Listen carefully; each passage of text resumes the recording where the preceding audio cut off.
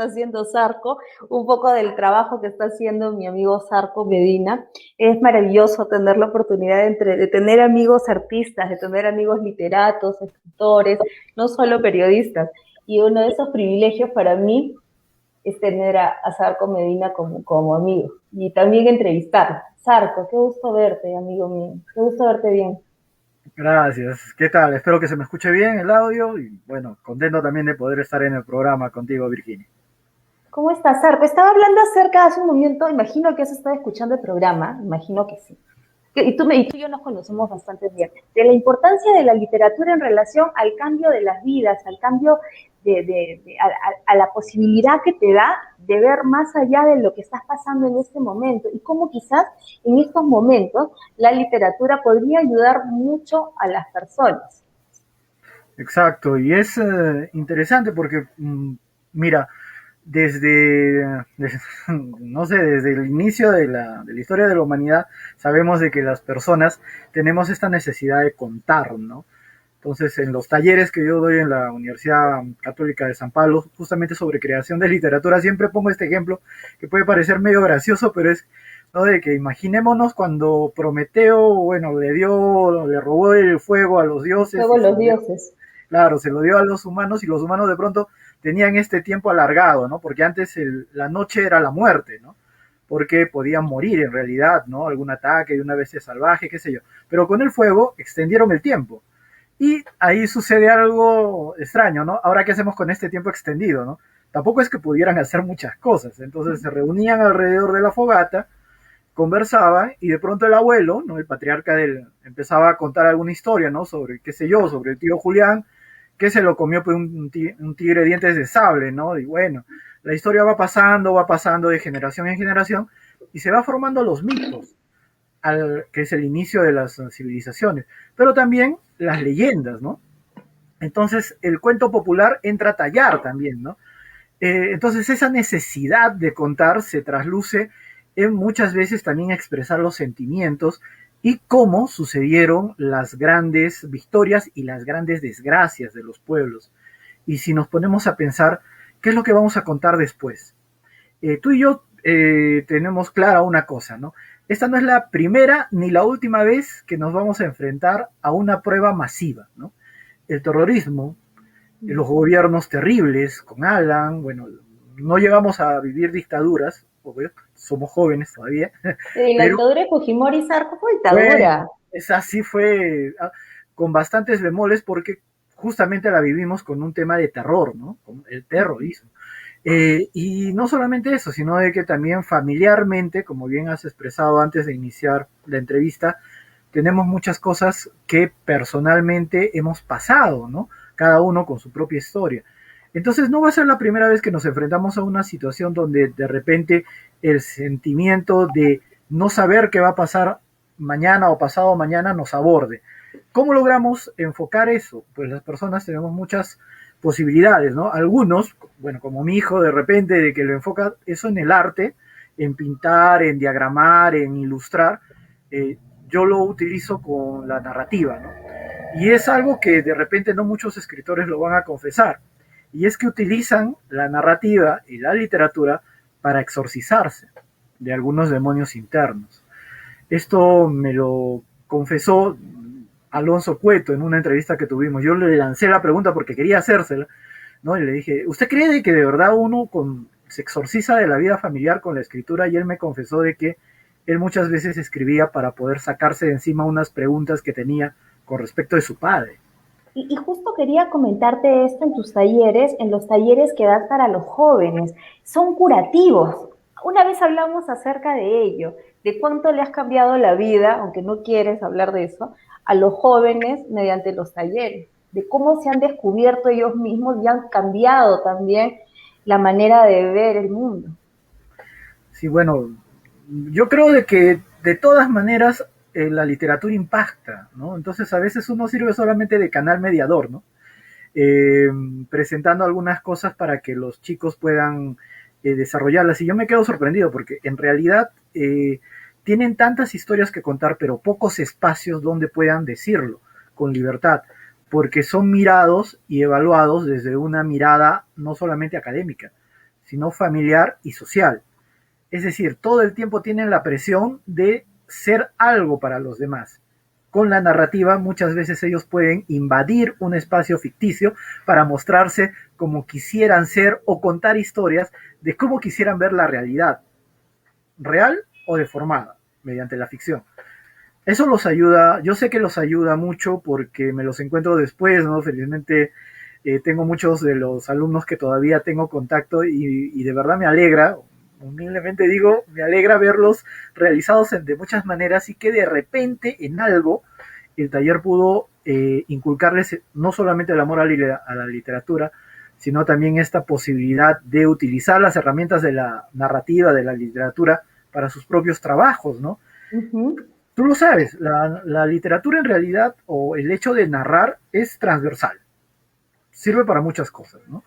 Yo debo reconocer que en las relaciones de pareja, que en las relaciones interpersonales, me llevo mejor escribiendo con las personas que conversando en directo. No sé por qué, que es totalmente diferente en el ámbito profesional, que sí tengo que ser frontal y que hago las entrevistas y que pregunto y que no sé, hay cosas que quizás no le gustan a los entrevistados, pero mi manera de expresar mis emociones, mi gratitud, lo que no me gusta es escribiéndolo. Exactamente, ¿no? Yo eso lo reconozco, por ejemplo, de mi esposa, que también es escritora, ¿no? Patti, cuando escribe, yo considero de que escribe mucho mejor que yo en muchos temas, ¿no? Me da miedo también a veces cuando escribe así de asesinatos y esas cosas, porque digo, no estará hablando de mí, no estará queriéndome fondear por ahí, pero sí, yo reconozco de que las mujeres principalmente tienen una capacidad para poderse expresar a través de la literatura que los hombres no tenemos. Y sabes qué, eso me da mucha cólera desde pequeño, porque no se les da el verdadero sitial. Y no es un tema, tú sabes, porque yo no soy ni para allá ni para acá, ¿no? No tengo nada que ver con esas ideologías. Yo ya tengo mi ideología muy concreta, ¿no? Pero sí reconozco de que le debemos un mejor sitial. Mira, Clarice Lispector, ¿no? Es una escritora brasileña, pero excelente, ¿no? Que ella también sacaba cuentos debajo de la manga, pero que son impresionantes. Hay un cuento que se los recomiendo que se llama Una gallina, que es, a mí de chiquito lo leí cuando estaba en sexto año de primaria, en estos libros de que justamente el Comecuentos va a abordar, de Editorial Santillana, que se llama Saltamontes, estaba ahí. Y es genial el cuento, ¿ya? De una gallina. Qué capacidad de poder sacar una historia de los pensamientos de una gallina. A mí me fascinó, ¿no? Entonces yo creo de que las personas podemos muchos expresarnos más, como tú dices, a través de la escritura, que a veces de la forma directa que hablamos, ¿no? Porque a veces cuando hablamos soltamos una piedra y ya la lanzamos, ¿no? No la medimos. Sí, es verdad, en cambio cuando uno le escribe por lo menos puede borrar. Por lo menos se da, sí, te das espacio, pero, ay no, mejor no. Y como que la mía es mejor, ¿no? Hay muchos interesantes talleres, pero pensamos que quizás no es para nosotros. Bueno, tú y yo somos periodistas y hay gente que nos escucha y piensa, no, esto es para gente que ha estudiado periodismo, que ha estudiado letras, que ha estudiado humanidades, pero no. Hay entre tus alumnos hay chicos que han estudiado ingeniería, que han estudiado diversas carreras y que esto los ha ayudado a desarrollarse también dentro de sus carreras, como me decías inicialmente. Así es, porque, bueno, es algo de que también en el taller les planteo, ¿no? Tengan en cuenta, cuando ustedes van a presentar un proyecto, un ingeniero industrial, un ingeniero en comunicaciones, va a presentar un proyecto, tiene que utilizar las palabras correctas y una síntesis para que se entienda, ¿no? Tiene que aterrizar todas esas fórmulas o todos esos conceptos que tiene en su cabecita en un proyecto que sea digerible por aquellos inversionistas o por aquellos jefes que vayan a aceptarlo y aplicar y poner el money, como quien dice, ¿no? Entonces, ¿cómo te lo tienes que ganar? Con palabras exactas, sin mucho chamullo, directo, ¿no? Carnecita. E igualito, los psicólogos, ¿cómo te vas a ordenar todo el mambo que tiene la otra persona en la cabeza? ¿Cómo vas a ordenarlo en su ficha? No puedes estar escribiendo desordenadamente lo que el otro te dice, no tienes que tener esa capacidad de sintetizar toda la historia que te está contando para armar su ficha, para armar su historia clínica y poderlo presentar. ni hablar de los educadores, ¿no? De educación inicial. Tienen que tener esta capacidad de poder contar las cosas a los niños y atraerles mediante historias, para que ellos aprendan, ¿no? Y ya no te voy a decir nada de los abogados, porque ya de por sí tienen que saber de que una sola palabra mal colocada en un escrito les arruina el juicio. Eso es Es verdad. concretísimo, ¿no? Sarco, pero a ver, tenemos pocos minutos. La gente dice que muchas veces no está tan pegado a la literatura porque, no sé, de repente creen y quieren leer el Ulises de Joyce, que es recontra complicado, por Dios. Tuve un amigo que me dijo que para leer el Ulises de Joyce tienes que meterte cosas extrañas y escuchar a los Beatles, porque es bien complicado leer el Ulises de Joyce. O que tienen que, cuando hablamos de literatura, no sé, que tienen que leer estas cosas que nos dejaban en el colegio, estos monstruos, a veces un poco incomprendidos, fuera del lugar.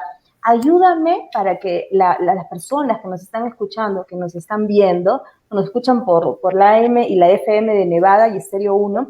Nevada y Estéreo 1. Ahí está. ¿Cómo pueden iniciarse en el amor a la literatura? De repente con los cuentos cortos, ¿no? Ayúdame a recordar quizás algunos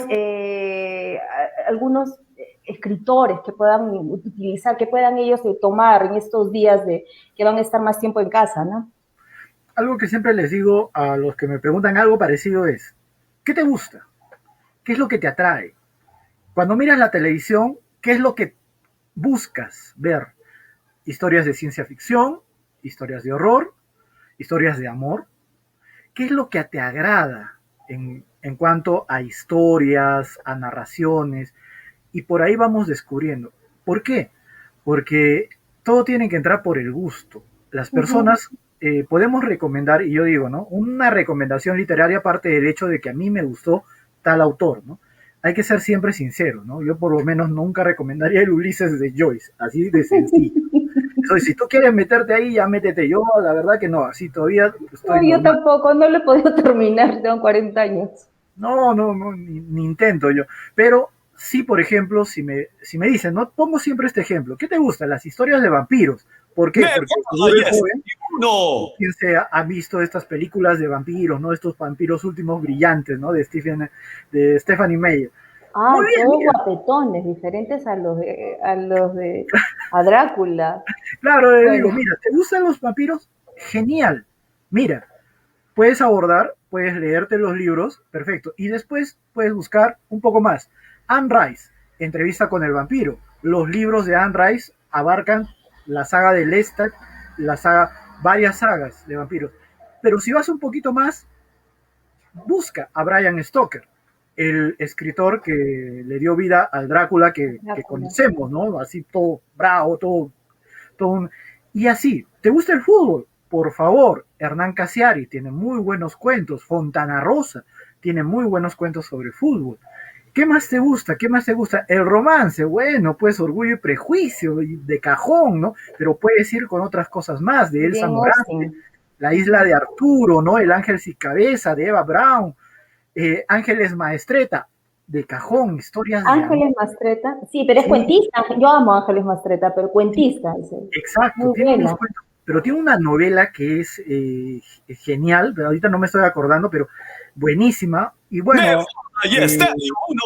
igual, si te gusta de vaqueros, si te gusta ciencia ficción, hay Ciencia para todos los... ficción. Quiroga, el Uy, uruguayo Quiroga, que no es muy Quiroga, conocido, no sé por qué. Quiroga de fantasía, bueno, pero la historia de Quiroga es mejor leer los cuentos y si te quieres deprimir, lee la biografía de Quiroga. Así yo siempre digo, ¿no? ¿Tú Con crees que Alfonsina Storni. uy, no, los dos. ¿Crees que sufres? A un joven, ¿no? Que siempre tienen esta sensación de que Ay, nunca se sí. acaba.